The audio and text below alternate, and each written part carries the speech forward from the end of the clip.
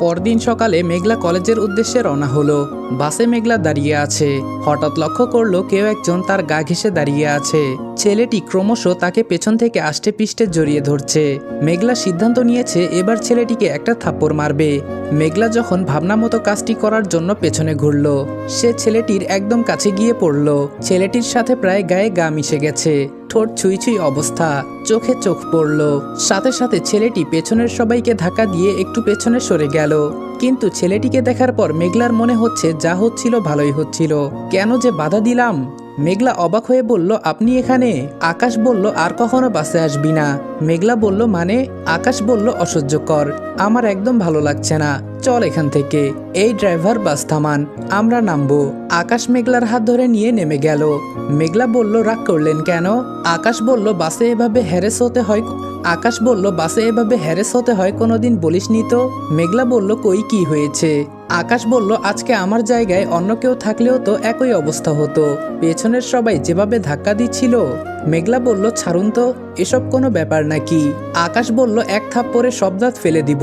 তুই অন্যজনের সাথে ধাক্কাধাক্কি করে কলেজে যাবি, এটা আমি মানতে পারবো না। মেঘলা বলল, তাহলে কি আমি কলেজে যাব না?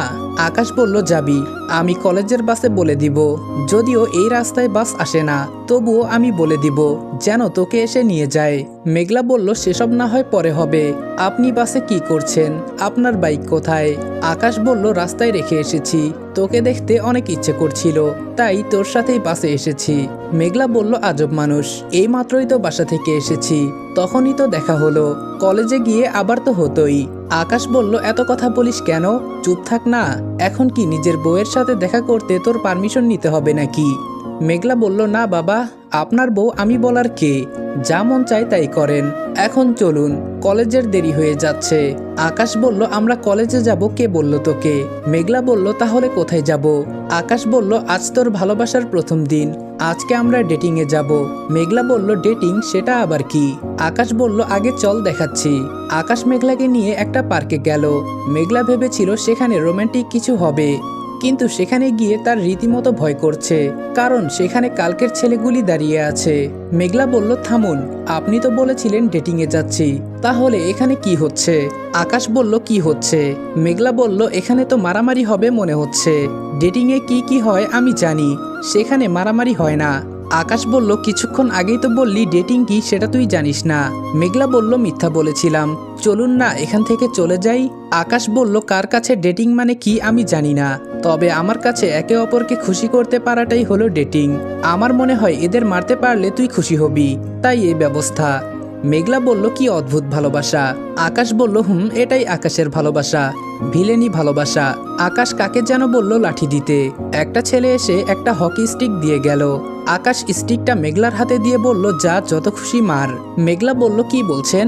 আমি ওদের মারবো? আমি এতগুলো ছেলের সাথে কিভাবে পারবো?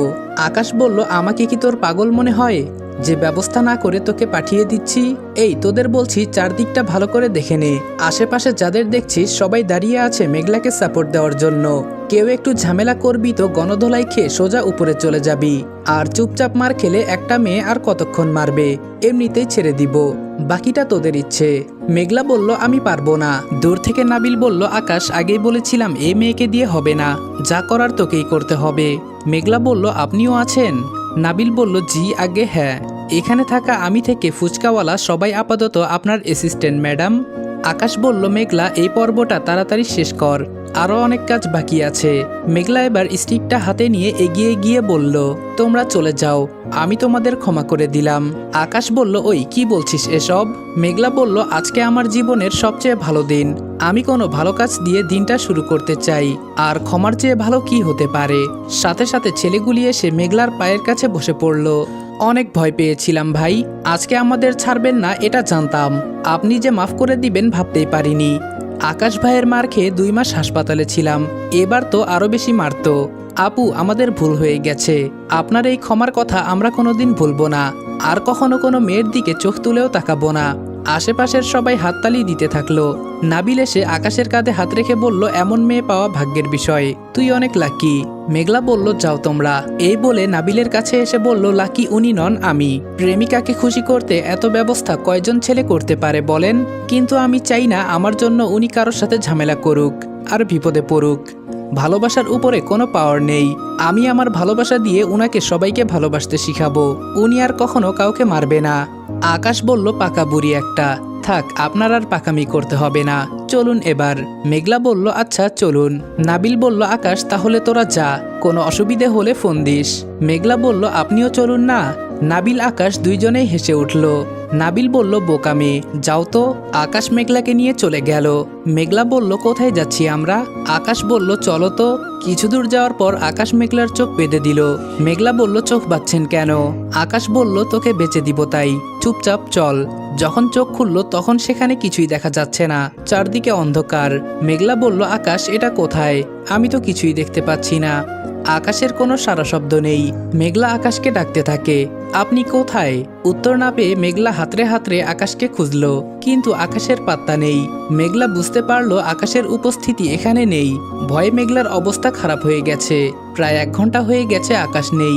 এখান থেকে বের হওয়ার সব চেষ্টা করে মেঘলা ব্যর্থ হলো। এবার মেঘলার কান্না পাচ্ছে। মেঘলা বলল, আকাশ আপনি কোথায়?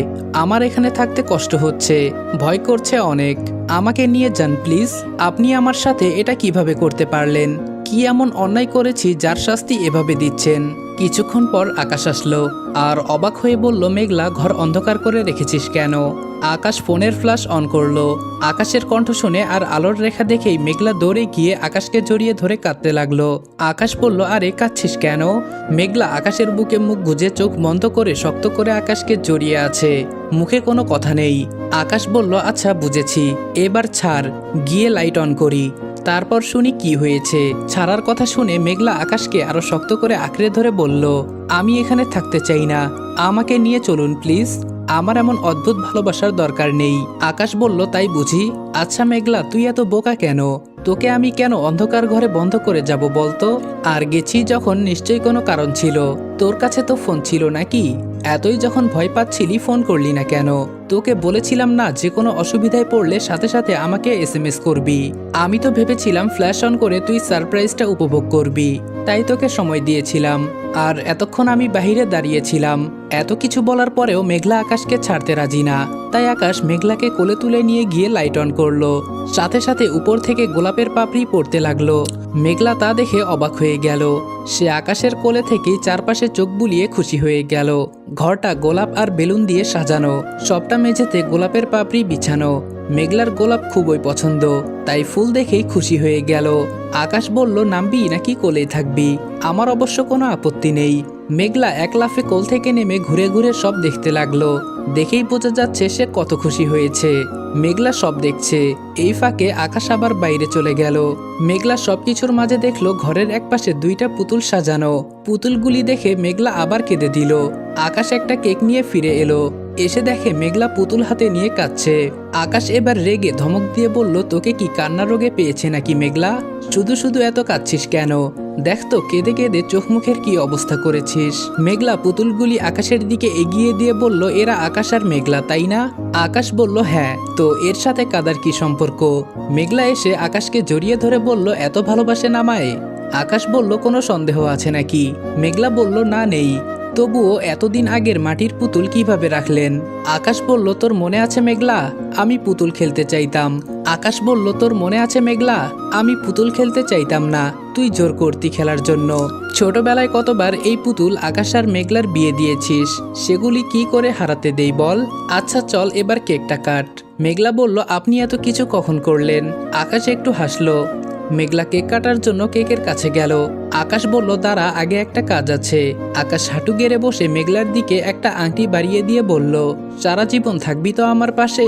মেঘলা বলল, রাতেই তো একটা আংটি দিলেন, তাহলে এটা আবার কেন? আকাশ বলল, ওটা তো পুরনো, তুই সেই মুহূর্তে প্রপোজ করতে বলেছিলি, তাই দিয়েছিলাম, ওটা খুলে এটা পর। মেঘলা বলল, কিন্তু আমার কাছে ওইটাই বেশি পছন্দের, কারণ ওটা আমার আকাশের। আকাশ মুখটা গোমরা করে বলল, তোর জন্য পছন্দ করে আনলাম, তুই নিবি না? মেঘলা হেসে বলল, হাত তো 2টা তাই না? আকাশ শেষে ডান হাতে আংটিটা পরিয়ে দিল। তারপর দুইজন মিলে কেক কাটলো। দুইজন দুইজনকেই খাইয়ে দিল। আকাশ বলল, এবার চল রেস্টুরেন্টে গিয়ে লাঞ্চ করে তোকে শপিং করে দিব, তারপরে বাসায় নামিয়ে দিব। মেঘলা বলল, আমি যাব না, আকাশ বলল, কেন যাবি না? জানিস এই দিনটার জন্য কত স্বপ্ন দেখেছিলাম, মোটামুটি সব পূরণ হয়ে গেছে, এবার শুধু ওইগুলি করলেই শেষ। মেঘলা বলল, এই দিনটা নিয়ে আমারও তো কিছু স্বপ্ন থাকতে পারে, তাই না? আকাশ বলল, তাই বুঝি? তা কি করতে চান বলুন, আমি সব ব্যবস্থা করে দিচ্ছি। মেঘলা বলল, আমার ব্যবস্থা আমি করব, কারোর হেল্প আমার দরকার নেই। আকাশ বলল, আচ্ছা এখন দেখান দেখি আপনার কি স্বপ্ন। মেঘলা বলল, চলুন তবে। আকাশ বাধ্য ছেলের মতো যেতে লাগলো। মেঘলা আকাশকে নিয়ে শহর পেরিয়ে গ্রাম, গ্রাম পেরিয়ে দিগন্ত, দিগন্তের শেষে বিশাল এক বটগাছের দিকে যাচ্ছে। মনে হচ্ছে মেঘলার গন্তব্য সেটাই। আকাশ বলল, মেঘলা আমরা এত দূরে কোথায় যাচ্ছি? মেঘলা বলল, গেলেই দেখতে পাবেন। আমার স্বপ্ন এত সস্তা না যে বললেই পূরণ করতে পারবেন, তার জন্য কষ্ট করতে হবে মশাই। আকাশ বলল, আমি রাজি, আমিও দেখতে চাই কি এমন স্বপ্ন যা সহজে পূরণ করা যায় না। মেঘলা গাছের নিচে দাঁড়িয়ে বলল, অনেক হেঁটে এসেছেন, বসে একটু বিশ্রাম নিন, আমি আসছি। এটা বলে মেঘলা চলে গেল। আকাশ চারদিকটা যতই দেখছে ততই অবাক হচ্ছে। চারদিকে কোনো মানুষজন বা বাড়িঘর নেই, একদম নিস্তব্ধ, কোনো কোলাহল নেই। একদিকে বিস্তর দিগন্ত, অন্যদিকে বিশাল জলরাশি, তার মাঝখানে এক বটগাছের নিচে আকাশ বসে আছে। পরিবেশটা দেখে আকাশের দুই চোখ জুড়িয়ে গেল। কিন্তু মেঘলা কোথায় গেছে? প্রায় আধ ঘন্টা হয়ে গেছে, তবুও খোঁজ নেই। কিছুক্ষণ পর মেঘলা ফিরে এলো আরো একজনকে সাথে নিয়ে। মেঘলা হাঁপাতে হাঁপাতে বলল, চাচা নৌকাটা নিয়ে আসুন, আমরা অপেক্ষা করছি। লোকটি চলে গেল। আকাশ বলল, এভাবে হাঁপাচ্ছিস কেন? আর উনি কে? মেঘলা বলল, উনি মাঝি চাচা, ওই যে দূরের বাড়িটা দেখতে পাচ্ছেন ওখানেই থাকেন, উনাকে আনতে গিয়েছিলাম। দৌড়াতে দৌড়াতে গিয়েছি তাই হাঁপাচ্ছি। আমি উনার নৌকায় অনেক ঘুরেছি, আজকে আমরা দুইজন ঘুরবো, তাই গিয়ে নিয়ে আসলাম উনাকে। আকাশ বলল, এত দূর যাওয়ার কি দরকার ছিল? মেঘলা বলল, গেলাম, বলেছি না আমার স্বপ্ন সস্তা না। আকাশ বলল, আমাকে নিয়ে গেলে হতো না? দুইজন একসাথে যেতাম। মেঘলা বলল, আপনার কষ্ট হতো, এমনিতেই অনেকটা হেঁটে এসেছেন। আকাশ হতবাক। মাঝি তার ডিঙ্গি নিয়ে এসে নামতে নামতে বলল, যা মা। আকাশ বলল, চাচা আপনি নামছেন কেন? আপনি যাবেন না? মাঝি বলল, আমি কেন যাব? ওর অনেক দিনের ইচ্ছা তার রাজকুমার এসে তাকে স্বপ্নের বাড়িতে নিয়ে যাবে। আজকে কত বছর পর আপনি এসেছেন, আপনি ওকে নিয়ে যান। আকাশ মাছির কথায় অবাক হলো। মেঘলা ব্যাগ থেকে টাকা বের করে মাছিকে দিতে চাইল। আকাশ বলল, টাকাটা আমি দেই। মেঘলা বলল, না, এখানে যা হবে সব আমি করব, আপনি শুধু দেখবেন। মাঝি বলল, না মা, আজকে এতদিন পর তোর স্বপ্ন পূরণ হতে চলেছে। কতদিন থেকে তুই এই দিনের জন্য অপেক্ষা করেছিস, আজকে আমায় ভাড়া দিয়ে লজ্জা দিস না, আমি নিতে পারবো না। মেঘলা হেসে বলল, আচ্ছা চাচা, কিন্তু এখন এই মাকে যে আপনার একটা কাজ করে দিতে হবে। মাঝি বলল, কি কাজ বল, আমি নিশ্চয় করে দিব। মেঘলা ফিসফিস করে মাঝির কানে কানে কি যেন বলল, তারপর মাঝির হাতে কিছু টাকা দিয়ে দিল। মেঘলা বলল, চলুন যাই। আকাশ মেঘলা দুইজনেই ডিঙ্গিতে বসলো। মাঝি বলল, বাবাজি, মেঘলা কিন্তু সাঁতার জানে না, একবার পরে গিয়ে ডুবতে বসেছিল, একটু দেখে যাবেন। আকাশ বলল, চিন্তা করবেন না চাচা, আমি সাবধানেই যাব।